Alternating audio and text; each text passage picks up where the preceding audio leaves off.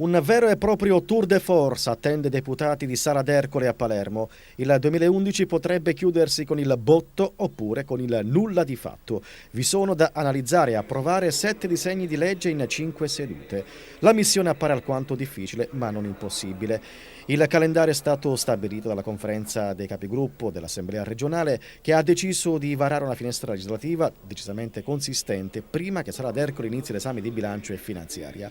L'obiettivo è quello di cercare di portare al traguardo finale norme che da mesi giacciono nei cassetti di Palazzo De Normanni. Si inizia il 12 dicembre, i 90 deputati si dedicheranno all'esame di bilancio e finanziaria. Poi occhi puntati sul disegno di legge di modifica dello statuto che riduce da 90 a 70 i deputati regionali.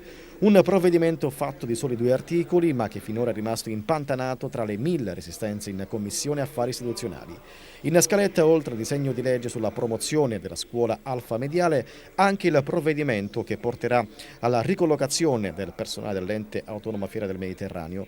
Il testo è già inserito all'ordine del giorno della prossima seduta, così come il disegno di legge sulla riqualificazione urbanistica e quello sulla modifica dell'articolo 36 dello Statuto. Quest'ultimo provvedimento stabilisce che le imposte di produzione rimangono in Sicilia e non debbano essere più versate allo Stato. Anche in questo caso l'ultima parola spetterà al Parlamento nazionale. Il calendario dei lavori vede anche le norme che riguardano la partecipazione al ticket per le prestazioni sanitarie.